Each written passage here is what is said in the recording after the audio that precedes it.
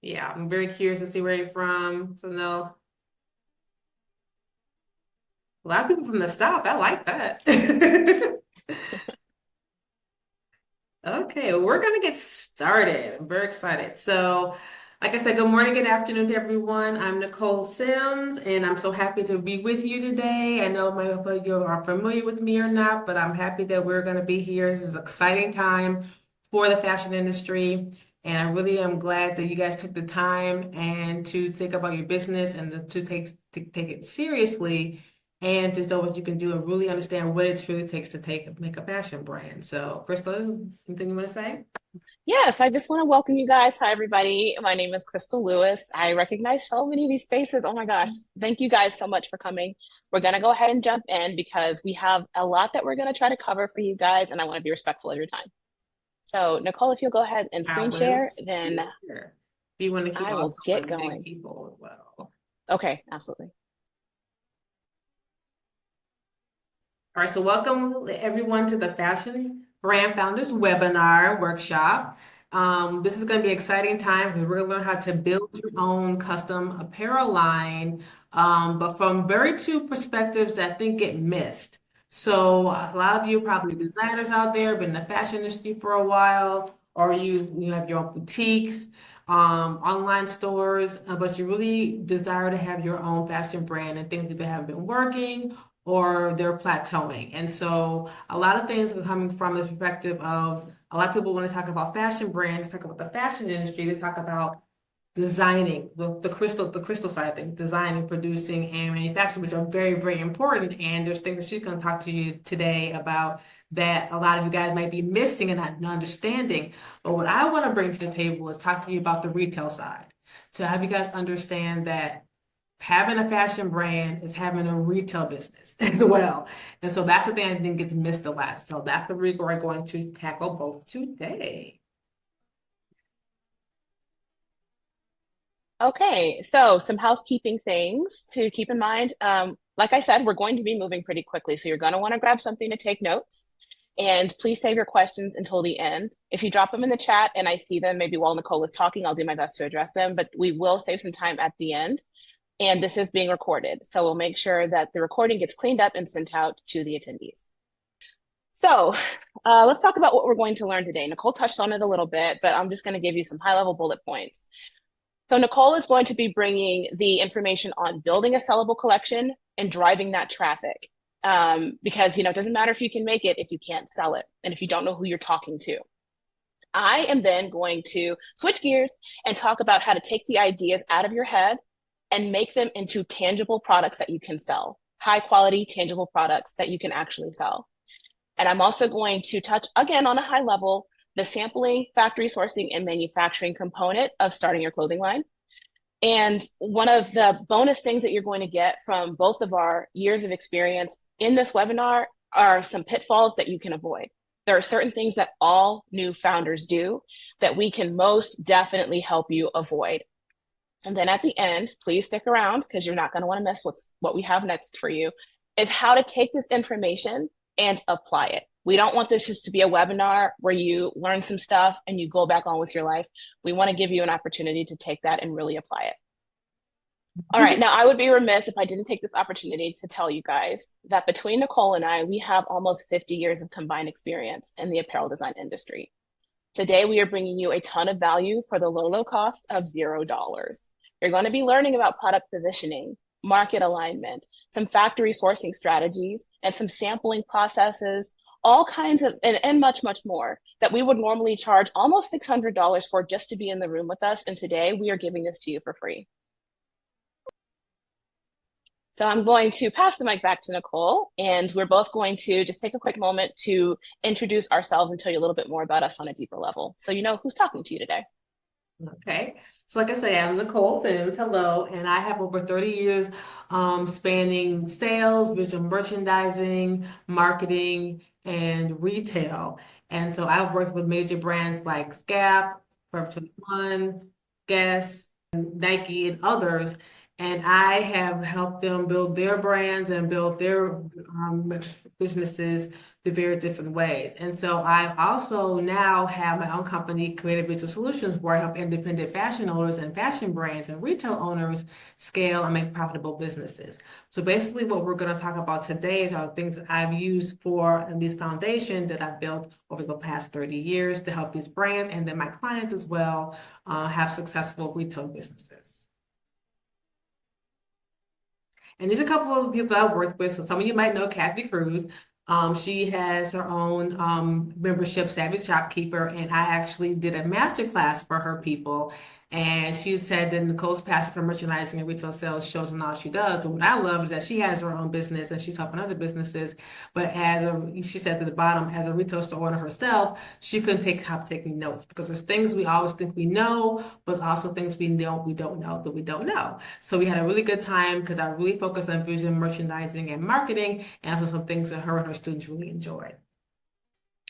And then I have another client of mine. Now, this is Jay Mickens. Now, she actually has a beauty line, well, a hair care line. But what I worked with her is I did some marketing with her branding, marketing, a lot of things that I'm talking to you guys about today is what I did for her brand. You're actually going to see some of the work we did together on her website. She's talking about since consulting with me, her business has literally doubled 100%. That's what happened with her branding and her messaging and her online store. And then I gave her guidance that she needed to change what she's thinking to really help her brand. And then another client I work with, Ruth, she actually has a clothing line for children. And we talked about marketing. So some of the things about marketing that I helped her with, we're going to discuss today. Helped her understand the marketing aspect of the business in order to drive sales and maximize her website. And then she brought a wealth of information to the table and that she's happily crossed paths. So basically she needed a lot of marketing help to really get her kids line off the ground. Oh, Crystal, you're on mute, hon. That was a test and you all passed. You were paying attention. All right. So now you guys see why I'm so excited to be hosting this webinar with Nicole. She is a wealth of knowledge and she is like, she's been battle tested. So thank you again, Nicole, for doing this with me. Now I'm going to tell you a little bit about myself. My name is Crystal Lewis. Black Unicorn Merchandising is my apparel design agency. I help founders and brand owners like yourselves take their ideas and turn them into bold realities. So I have 18 years of clothing design and manufacturing experience. 15 of those years was actually in the corporate setting where I worked with some very respected design agencies such as Pinpoint Merchandising and Panhandle Slim. And I had the pleasure and honor of working with some very big industry giants such as Mad Engine, Hager, and BioWorld. I am an expert in ethical factory sourcing, and I have been said by my clients and some other colleagues that I am the go-to for high-end streetwear and luxury athleisure. So one of my corporate level clients is also Hager. I worked there, for a brief time during corporate, and then I am now doing some contract work for them. So they have a full design staff and they still come to me for surface patterns. So they've said that everyone is thrilled with my artwork and all good things have been said about me. And even after they have a full-time hire, they would like to keep me on to help to infuse their artwork with my flavor. Darnell Cooper of Black Jockey Clothing was the very first second client actually that took a chance on Black Unicorn Merchandising. He came to me with the passion to get out of just doing screen printed blanks, and he really wanted to do custom apparel, and we did just that for several years together. So if you go to Black Jockey Clothing, you will see that most of what's on his website that is custom was from Black Unicorn Merchandising. He has said that I was a tremendous force in the growth and development of his brand, and that any new designers that lack industry knowledge should trust me to help them. And Robbie Wargo, who hopefully is on today. We spoke yesterday. He said he was going to be on today. But he came to me because he was in a bind. Another design agency that he paid several thousands of dollars to just did a bad job. And he still wasn't production ready when it was all said and done. So Robbie Wargo came to me and I helped him clean up the mess and get him production ready. He said she's excellent on print design and spec work for women's apparel. Her professionalism and organization has helped guide me into good production and thus happy customers. And that's really what it's all about.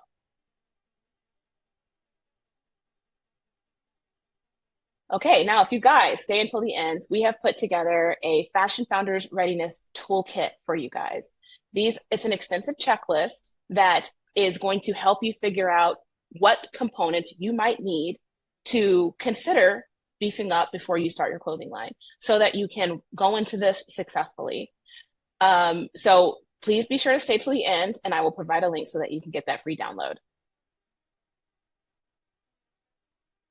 Now I want to talk directly to you. Nicole and I have spoken about ourselves. Now it's time to talk to the people that are in this room. Who is this webinar for? We're putting together this slide deck. We realized that we were talking to one of maybe three people. So number one is the brand owner who has the ideas and they don't know what to do with them. They have no idea what to make or how to make it.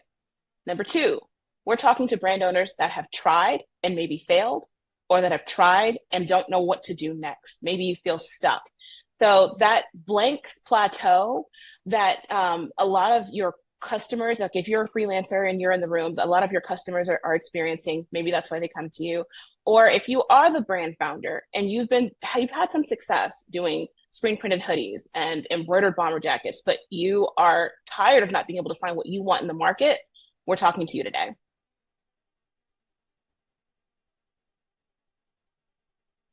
The third person that we're talking to is a lot of my freelance colleagues. I get so many phone calls and DMs and text messages about people that want to understand factory sourcing. So if you feel like you've had some luck doing tech packs, you've had some luck, getting a sample made, maybe you're ready to expand and grow your freelance business, we're talking to you today too. So I want you to put in the chat if any of these things resonate with you. Do you feel like you design without a strategy? Do you feel like you don't understand manufacturing and factory sourcing? Is that scary for you? Do you feel like you launch without a sales plan? You just make stuff and you cross your fingers and hope it's going to sell. Do you feel disconnected from your customer or your target market? Like you think you have these ideas, but you're not entirely certain that this is what the market needs. Retail reality of building a fashion brand. So these are going to be some of the things that I did with when I was with my past, working with my past brands, and also what I help with my clients. So how to have a successful fashion business through retail. What every fashion brand needs to know before having a retail empire. And that's what you want, right? We all want to have a successful brand that goes long before us. So the retail fundamentals that drive visibility, sales, and long-term brand access. So your visibility matters of your brand. Your experience matters. What experience I mean, we're talking about experience of your customer experience with your brand, your people that drive your brand every single day, and then the strategies that pull it all together. Okay, so one thing that I found by working with fashion brands and fashion retail owners and is they have a misconception of what really makes a fashion brand important. They're all concerned about one thing, and that's the product, is your design. And that's all they seem to care about. That's important, and we're going to talk about with Crystal in a minute how important that is. But if you don't have a clear message, if you don't have consistent marketing to your people, if you don't know who you're talking to and how to talk to them, if you don't have strong visual presentation in store or online, if you don't have a customer experience that actually makes your customers want to keep coming after you more and more and time and again to buy with you, and if you have the wrong people working for you, it's all going to fall flat. So you get the most beautiful designs in the world, the most beautiful collections in the world, but if you don't have these things in place, your brand will not be successful.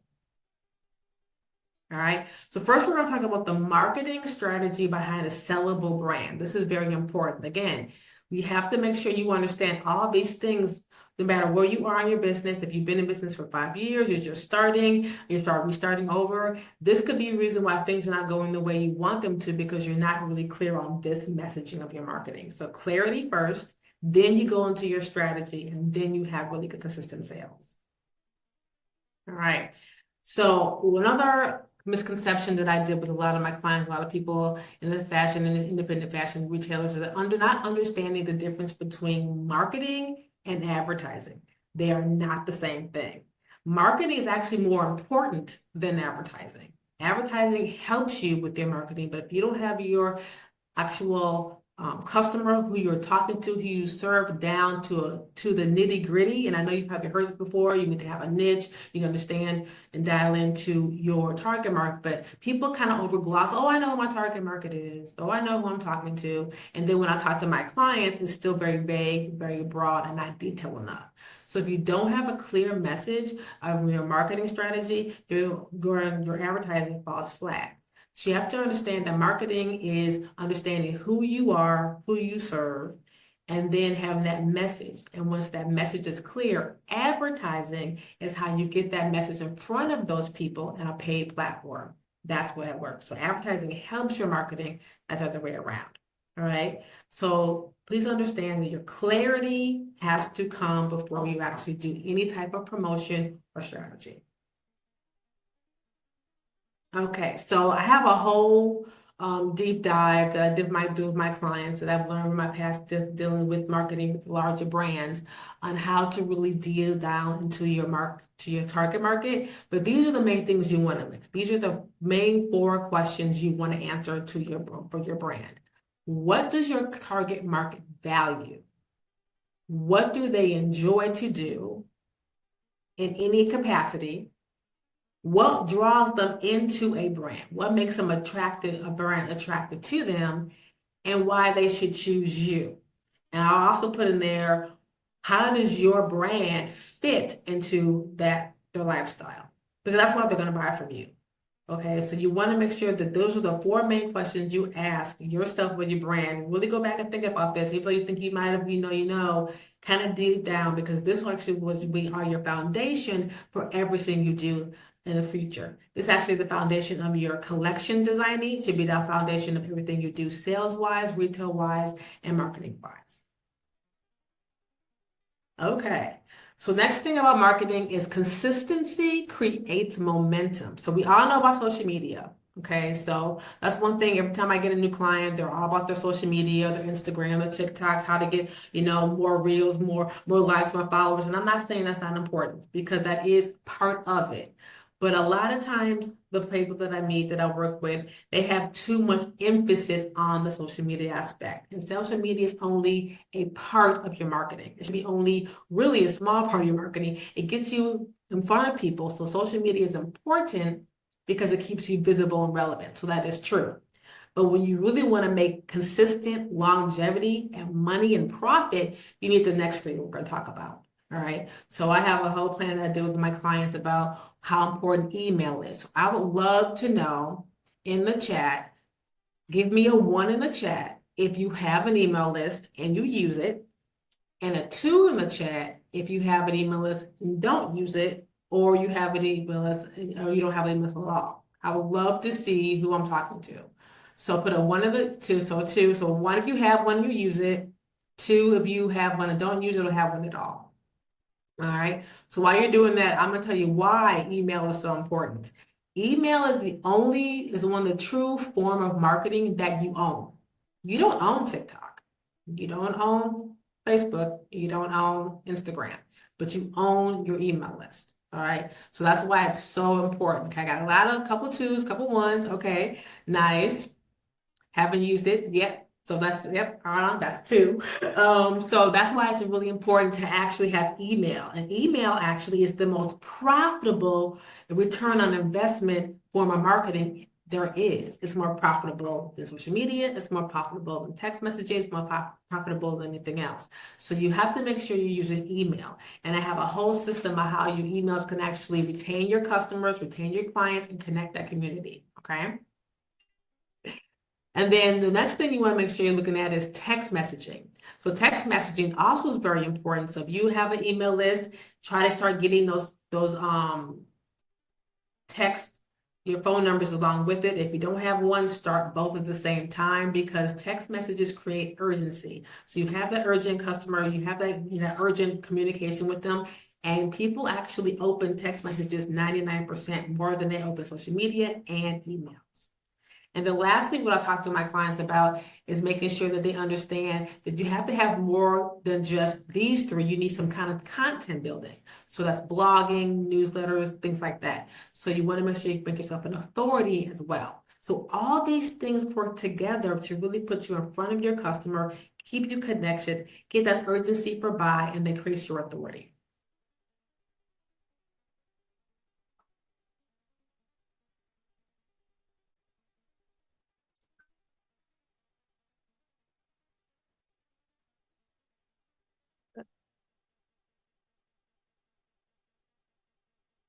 All right, we had a little issue there. Okay.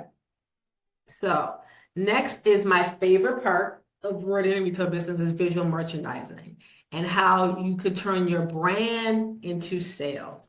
So this is one of the key things, another misconception that a lot of fashion brands have is they don't understand that visual merchandising is not an aesthetic art. It's not to make things look pretty or decorative. It's a sales and marketing tool that used correctly can really make you a lot of money.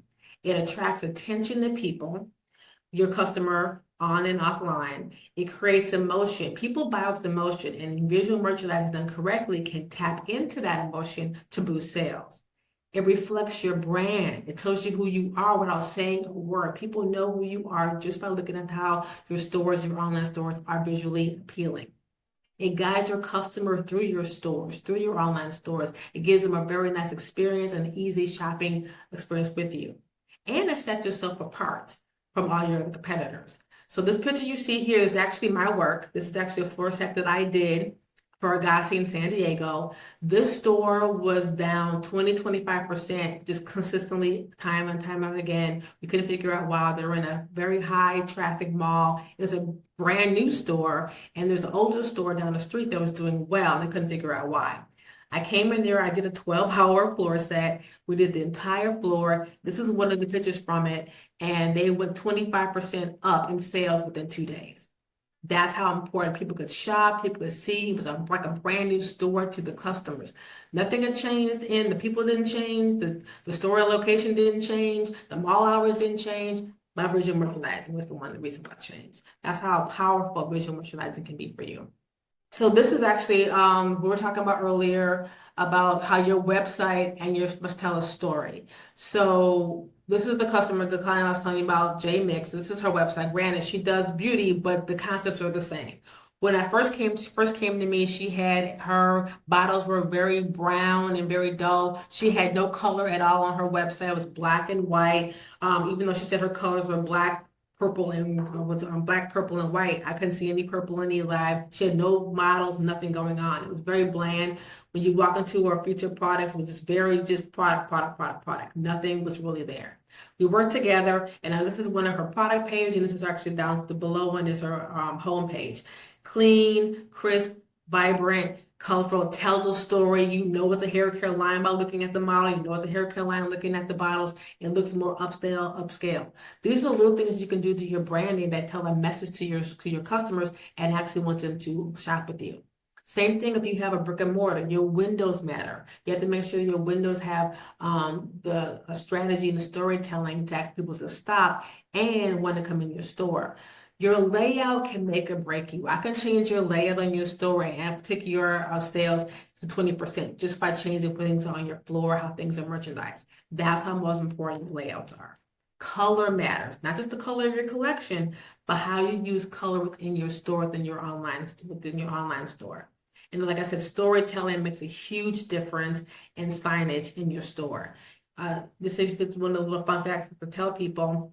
If you have a brick and mortar and you have a sign on that brick and mortar, you will actually increase sales 20-30% just by having a sign on there. All right. So there's little things you can do with visual merchandising helps you actually boost, increase your sales. That will really help you make a difference. Okay. So now you want to talk about what it takes to scale a fashion brand. So from small operations to structured growth. This is a part, again, a lot of fashion brands are so hung up on, are stuck on the design part of it. They're not talking about the business aspect of growing a fashion empire. So one of the main things you have to understand, fashion brands who are successful cannot do customer service as business as usual. After the pandemic, your customers now demand more from you and more from the brands that they shop from. And you probably do as well from the brands you shop with. So you want to make sure that you're creating an experience with your customers. So customer service is not just, hi, how are you? Welcome. How can I help you? Can I help you find? Is creating that memorable experience that makes them think about your brand when they're buying things. All right. And when you're selling and you're designing, is to do everything with your customer in mind. And that's a big mistake a lot of brands make is they're not thinking about the customer when they're doing their designs. They're thinking about the customer when they're putting their store together or their online store. And they're not thinking about the customer when they're doing their selling. They're trying to get the end result, but not understanding the connection is more important. And number three, you want to highlight your brand's secret sauce. This is important. What makes your brand different than the rest? And I like to use the example of athleisure wear. There's a lot of athleisure wear stores right now, brand style. Lululemon was the dominant one. Vuori started coming along. Athleta's been around. And then now we have Alo. Four very distinct brands that basically sell the same thing. Athleisure wear, yoga wear, workout stuff, right? But they all have their own different identity. So I really like Olive a lot because I love the color, I love the vibrancy of it, and a little more fashion forward. But Lululemon has a very strong, hardcore customer base, so they're not going anywhere. And then you have Yuri has a different customer base. They're more carefree. They're out here in California where I am, so they're more carefree, more California beach, more about fabrics and softness and freeness. And Athleta is more about collections and collaborations. So they know who they are and they speak to it. But you think about them all selling yoga pants. It's not selling anything different, right? But they come across and they have a different kind of feel to it and they speak directly to the customer. And that goes to number four. They build a community, not just transactions. Lululemon is very good at this. They have in-store yoga classes. They have yoga retreats. They have all kinds of things, wellness fairs. They do a lot of things to make sure that they know who that customer wants and they understand we're more than just a yoga brand. We are a lifestyle brand and we are part of your life. That's what you need to do with your customers as well.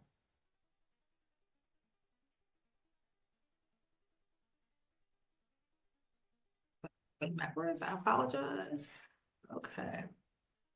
So then this is another thing that you want to make sure. So I'll hopefully you could put the chat, give me a one in the chat if you actually want a empire where you can actually have make multi-millions and walk away from it one day, right? Well, multi-millions and you can, you know what, I have people running this business for me. I'm gonna go out and build my empire and do more things. That should be the goal for everybody investing brand. When you get there, how you get there is one thing. But the way you get to have an actual really sustainable business is your people. Because you want to have people that reflects your brand that can build it while you're out opening new stores or doing more things, going on trips. You must have trips to different manufacturers or warehouses or whatever you need to do to get your brand expansive. You need to make sure that you have to come run and take out any fires, that everything will be okay when you're at your stores or your business. And that's where your people come in. This is a huge part of any retail business are your people. You want to make sure you're hiring people to actually reflect your brand, that actually people who can sell. That is huge. People who can actually sell on all levels. They can sell through their marketing, sell through their one-on-one customer service, and they can sell through their creativity. People who have the right attitude, that is key. It sounds kind of obvious, but I've worked with people and I've had people hire people that just are not the right fit for who they want to be, who have to try to portray, and they're not flexible, they're not adaptable, and they're not trainable. And then the next goes to my next point. They should be training them for consistency. That's the key point. Like I said, you want to be able to walk away knowing that your people, that your business is not going to burn to the ground. And then you actually want consistency. So you're growing store after store or brand after brand, however you want to expand, how your scale looks to you. But the consistency is the real key there.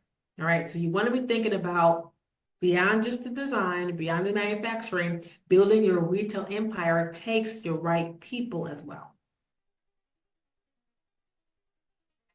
Okay, so what I want to hope you guys got from all of this is a really short. I have a lot more to do to talk about.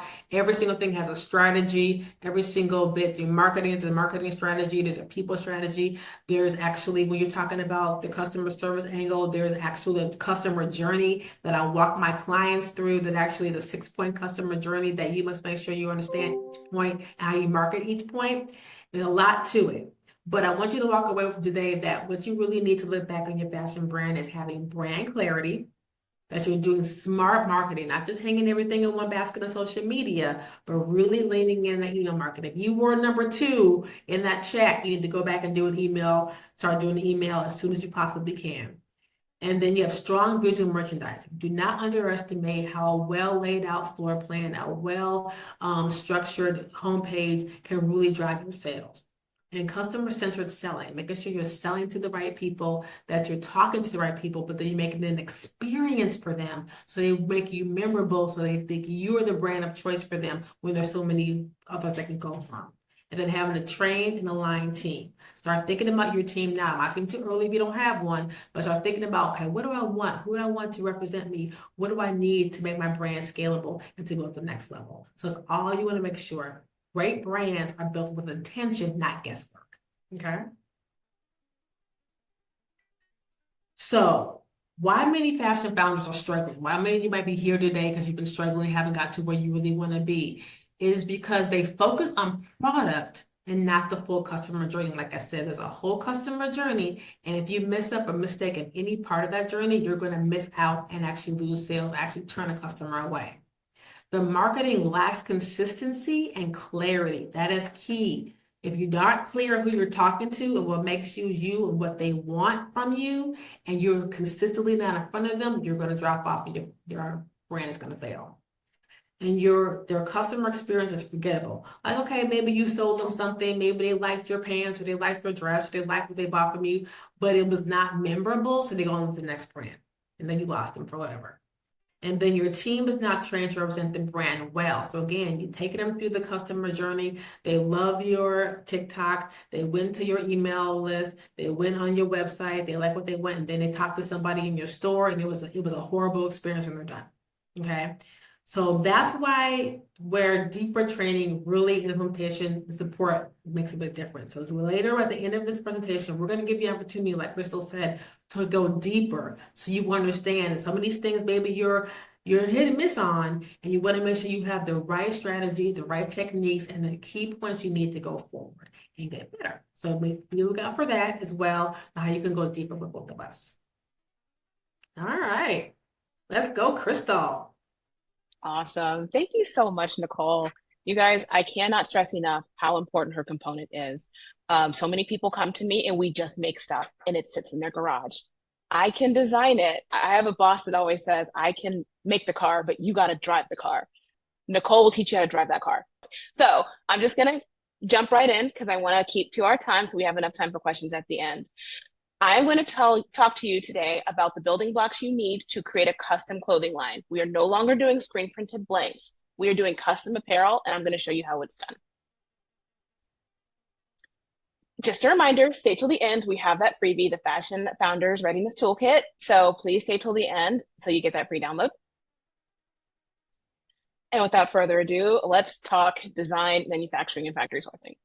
Okay, so when people come to me, there's three things basically that I have to figure out for every design project. Number one, how am I going to make this? Number two, who is going to make it for me? And number three, how can I be sure that it will be done right? Because this is not something I can cherry pick. I need to get all three of these things right, or none of this matters. So, as I mentioned, and I'm just going to keep reiterating this, it's not print on demand. They are two very different animals. So, custom cut and sew means you need a tech pack. It means you need a factory, a reliable, ethical manufacturer, and you need a quality assurance team to hold everyone accountable in production. So if you don't define these things up front, it won't be produced correctly. And guess what? That's on you. That's on us, not the customer, not the factory. There we go. Okay, so now we're going to talk about that first component, how to set a professional tone with a tech pack. So why are tech packs important? Before we even look at a tech pack, let's talk about why we even need one. So obviously, as I mentioned, it sets a professional tone. When my factories open my emails and they see my tech packs, it is a whole different conversation. Everyone stands at attention and we get straight down to business because they're not having to guess, they're not having to spoon feed me all the information to make my stuff. Number two, it saves you money and it boosts your profitability. You guys can do an internet search and find pages of how many founders don't even make it past the sampling stage because they waste all their money on bad samples because they didn't define their needs and their standards in a tech pack. So you can save all that money and put it towards your marketing, your store, your online store, all of those efforts if you're not wasting them on bad samples. And lastly, it keeps your quality consistent. I know I'm talking to a lot of designers in the room today, and you probably are like me. You have a very high level or high standards that you insist on. And having that tech pack is going to help everyone be on the same page from day one. Okay, now let's look at a tech pack together. So the first page is the cover page with a professional sketch. Now, as I mentioned, I can't like stuff 18 years of my experience into your brains in like 20 minutes, but I'm going to just do my best to explain why a professional sketch is important. You can see that the sample behind me is what's on the screen here. It's got a chunky heather. It has a draw cord with gold aglets. It's got, splits on the side. And, all of these elements are laid out in my sketch. So there's no question as to what it is I need from my factory because they've got a visual representation. And there's also some other information pertaining to the sampling process on the sketch, but we're not going to dig into that today. We'll save that for another time. The second most important part of this, actually, maybe even the most important part of your tech pack, it's debatable. I won't go down that rabbit hole, but is vector sketches. You see, I've got Black Unicorn on here. I have a logo on the back, sleeve stripes. All of this was laid out in my tech pack. You need vector art files with size, color, placement, and technique. Any of this that is left out of your tech pack leaves it to chance, and your factory might put your artwork too low or too high. It might be too big or too small because you, the designer, you, the founder, didn't specify those things. You need a comprehensive bill of materials. The easiest way to explain this is a grocery list. If you are making a very specific recipe and you know down to the ounces of ingredients you need and the brands and everything that you need to make that recipe, and you put that in a list and hand it to someone to go to the store for you, the chances of success are going to be much higher than if you just give them a very vague list of things to do. Your bill of materials is basically your grocery list for your vendors, for your partners, so that they know what to buy from their vendors in their supply chain. And there's no guessing. They know exactly how big and how small, what color, how many, because you've laid it out in your bill of materials. But this is not something you can scrimp on, or you will get a bad sample. And again, that's not on the factory. Labels and packaging. This is not as important to some brands as it is others, but essentially if you have a neck label, a hang tag, poly bag, whatever it is that you need for your packaging, that needs to be in the tech pack too in a vector art file, just like your branding. And lastly, measurements and construction info. I could literally do a whole webinar on just this, but there's no way around this. If you want to convey to your factory how things should fit, it's your job to tell them. They need to know their grade from smallest to largest size. They need to know all the points of measure, and they need to know how it's constructed so that your seamstress in the sewing room and eventually at the sewing plant know how to construct this garment. Because a lot of times something as simple as not using a 5-thread safety stitch machine or 5-thread cover stitch or overlock machine is so different from just using a cover stitch or a serged edge. Those little things make your sample feel more or less expensive depending on how they're applied. And depending on your price points, depending on your end customer, those things matter. So it's your job, again, to put that in the tech pack. Now let's talk about, you got your tech pack done, now you're ready to find your manufacturer. The process of identifying, partnering with, and manufacturing or finding a manufacturer to produce your goods is called factory sourcing.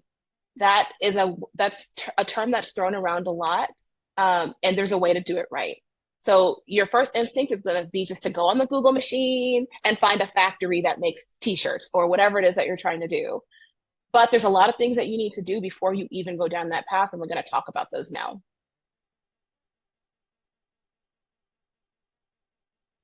So the first thing we have to do is determine our production requirements. So the tech pack, as I mentioned, does just that.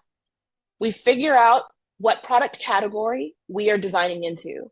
T-shirts, hoodies, activewear, children's, men's, women's. All of those things need to be very clearly figured out and honed in on before you find the right factory, because different factories specialize in different categories. Your fabric type and performance needs, also going to be in your tech pack. As you can imagine, a children's swimsuit is going to have very different performance needs from men's work pants, from Dickies work pants. So you need to have that figured out before you even approach a factory, because different factories work with different fabric types. Construction details such as stitching and finishing. If you are doing yoga pants, as you know, that was obviously super important right now in our market. There's going to be specific stitches that you need on that yoga pant, on those inner seams, to make sure that they hold up in performance. So not every factory is going to have those types of machines, but you need to know what you're looking for before you approach them. Target quantity per style. We're going to dig more into that in another slide. Size range and grading expectations. As you can imagine, if you're doing children's wear, there's infant, toddler, youth, tween, like there's so many different categories within that category.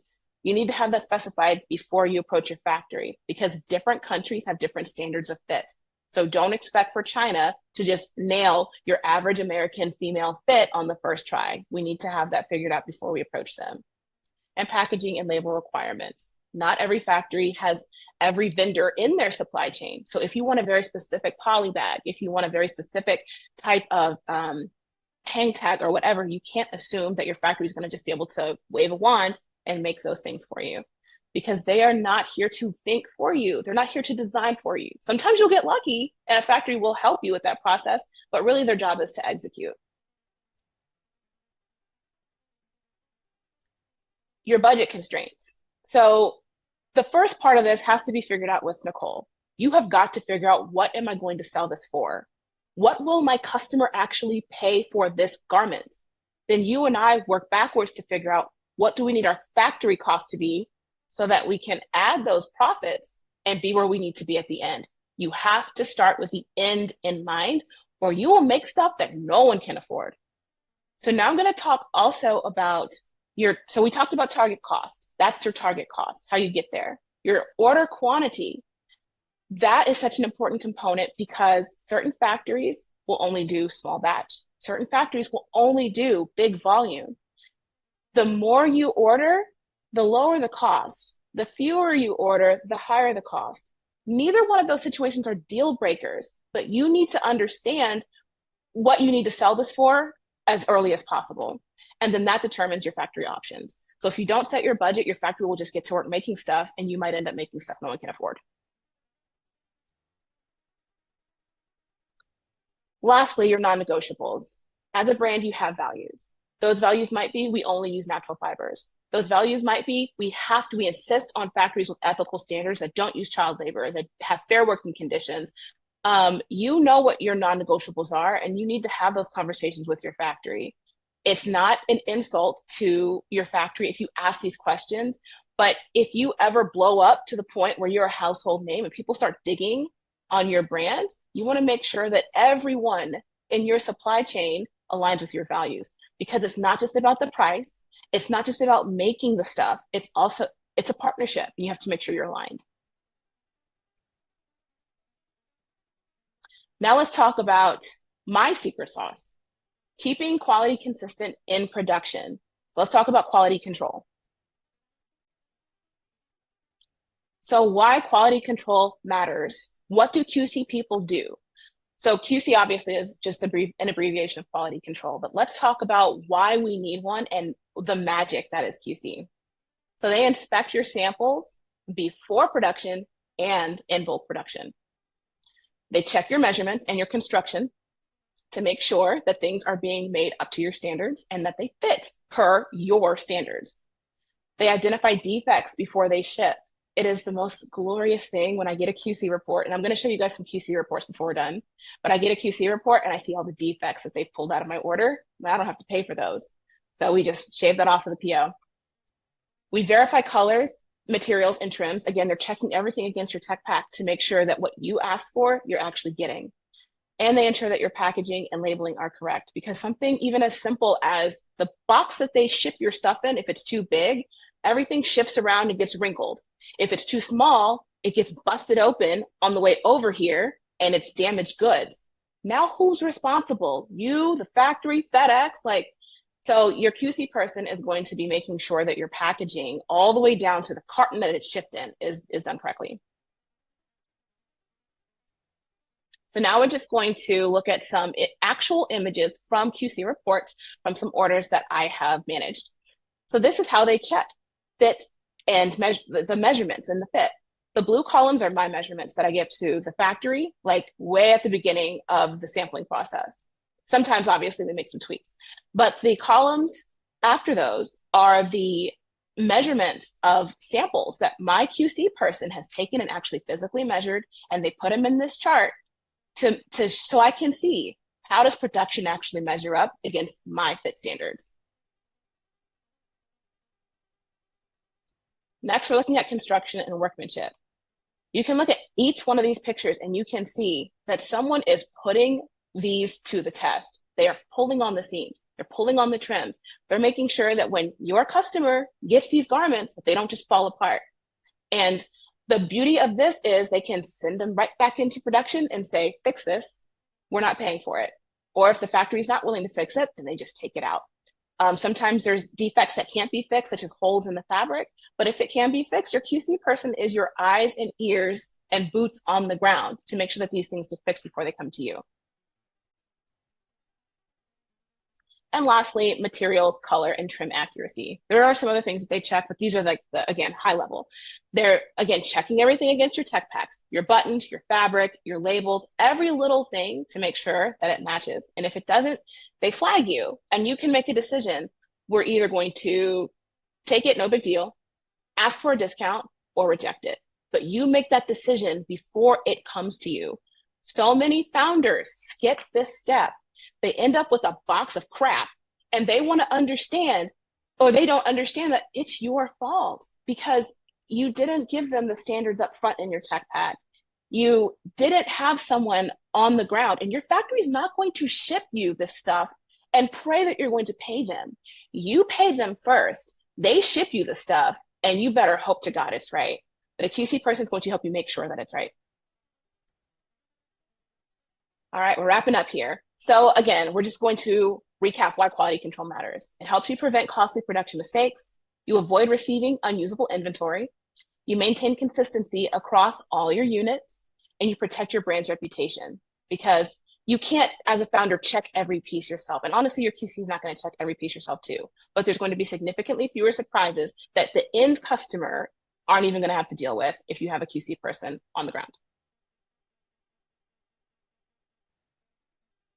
All right, that's it for me. We're going to switch it back to Nicole, and she's going to tell you how to take this information and really apply it for success.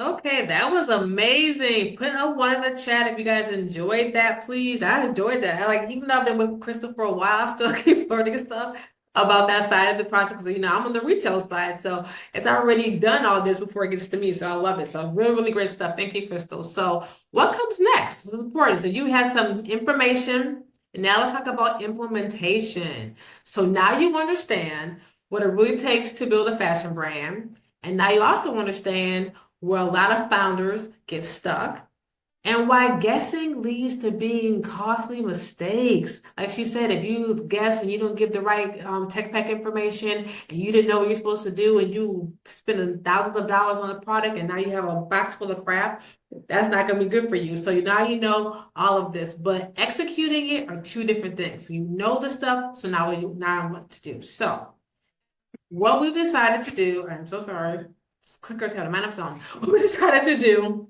is we have come up with a fashion brand founders masterclass for you guys. So basically, like we said, we kept on saying this is high level, high level. I kept on talking about the strategies that I have. I have a foolproof marketing strategy that attracts people, gets traffic to your stores, boost sales by 20%. I have a full merchandising strategy that gets people to your stores, uptick your average dollar sales on your key KPIs. And she has a full strategy of what you need to do for when you go into the tech packs and manufacturing.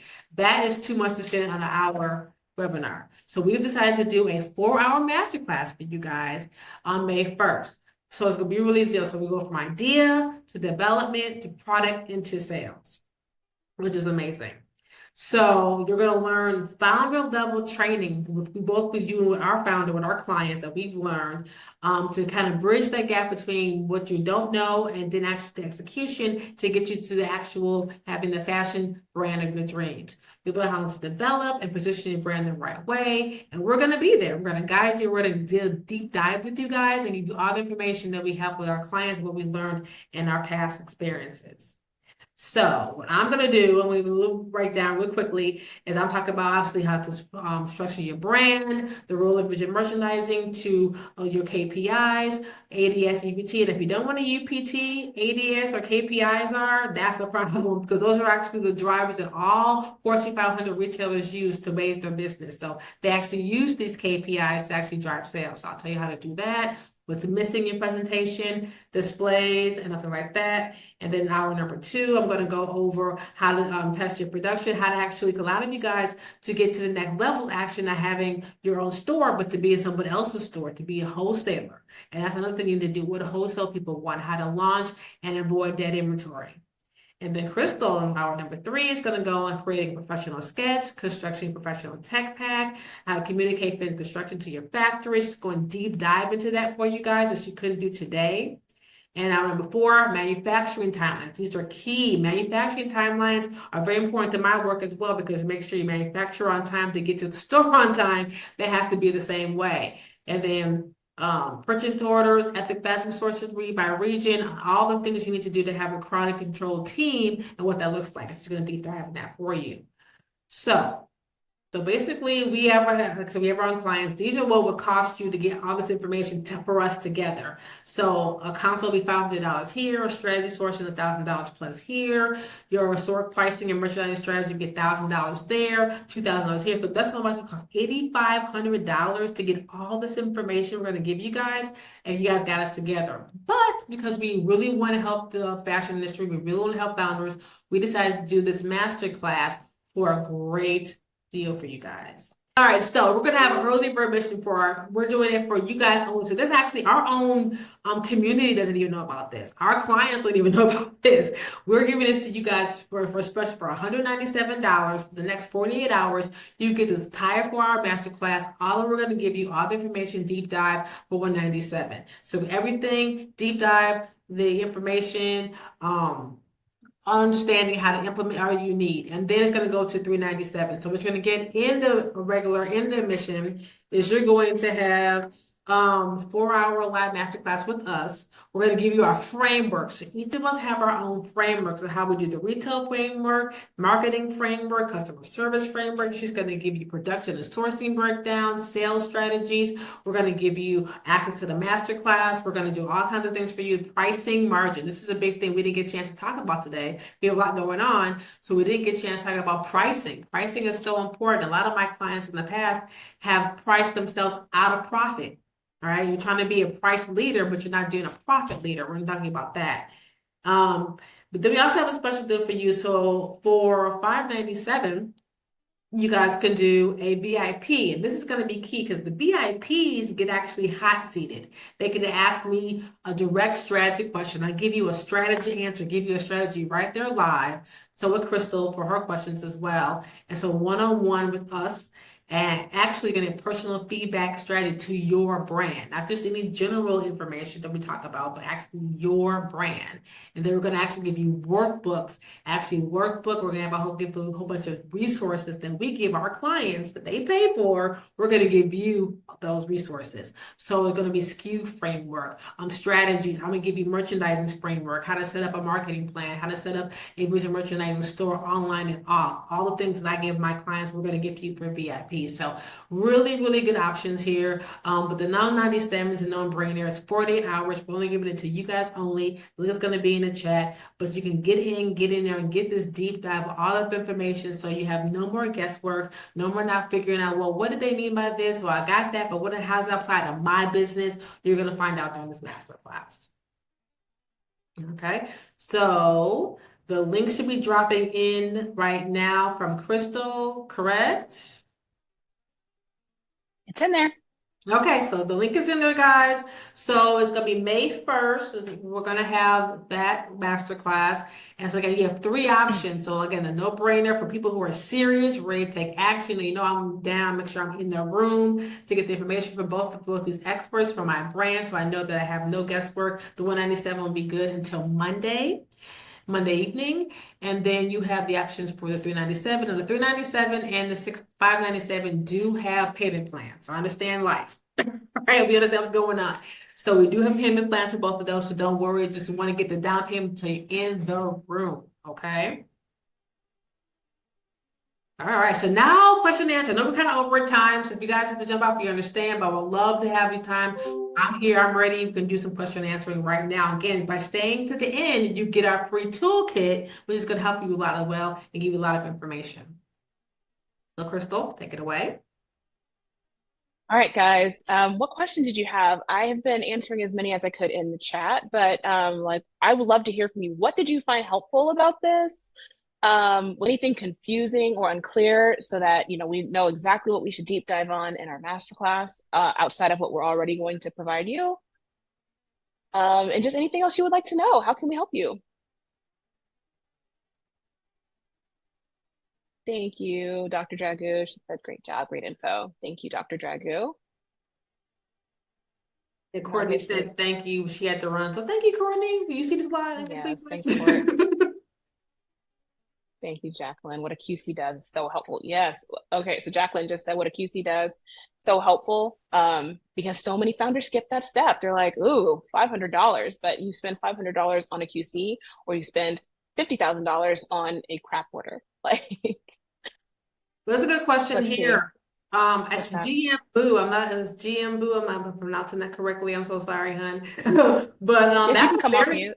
yeah. She says she has a her question is dealing up with, she's a full-time though. This is a big deal. A lot of us, because I actually worked when I started my company, so I actually was working full-time and did this on the side, so I understand.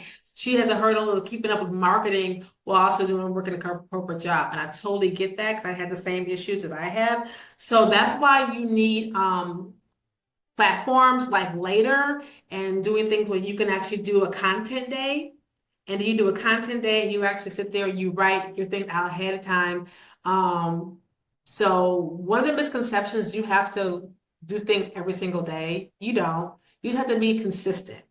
So if you're doing something twice a week, that's enough. Twice a week, and you have something in where you pick one platform twice a week, and then you get on there and you do scheduling platform that allows you to do things ahead of time. So you're not doing things every single week. You do things ahead of time. So that's a very good point because you want to make sure your corporate job is still taken care of. But when you have your downtime, take a few hours, get that scheduler, get that out, and make sure it's coming out twice a week. Very good question.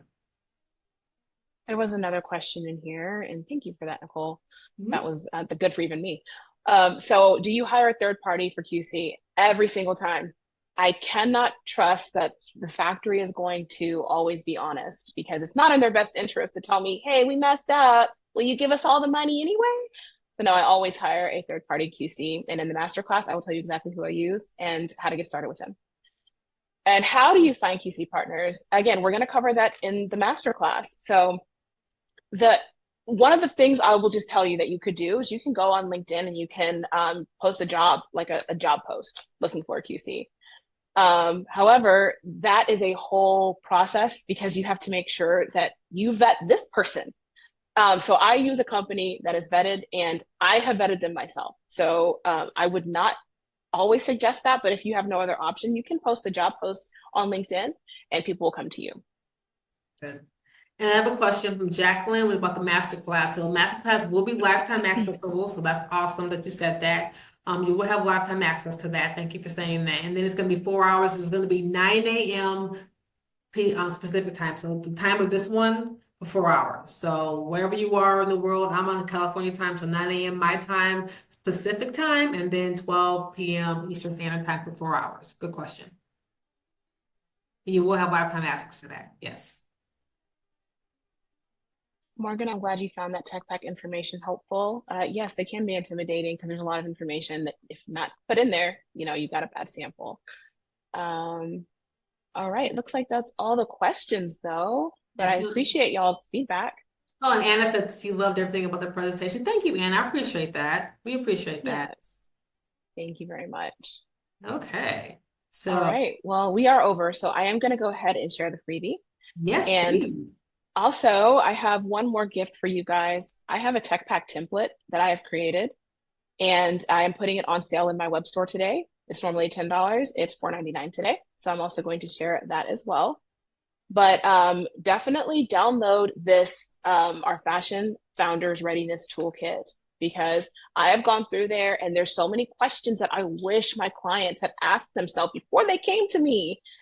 and and oftentimes these founders that try and fail, like they just find a factory, on the Google machine, and they don't understand, where did I go wrong. There's so many questions that they needed to ask themselves to make sure that they were ready. So that is all going to be in the founders toolkit. Okay. But that's it. That's it. So yeah, so follow us on our we actually also have a YouTube channel as well. I forgot to put that in there though. Nicole Sims of Boutique Expert actually has been doing some videos on some training for there, some retail marketing, visual merchandising on there. But follow Black Unicorn, follow Nicole, Boutique Expert, and sign up for this masterclass. It's going to be amazing for you guys. That 197 is a great deal to get in here and get all this information that you need. Get in the room, get in the room. And so again, the link will be available to you guys for until Monday, and then you guys can do the regular VIP until May 1st. So thank you so much. I really appreciate you guys being here for us. Have a great rest of your Good Friday and Good Easter weekend, and see you guys soon. Bye. Thank you guys. Thank Bye. you. Thank you so much.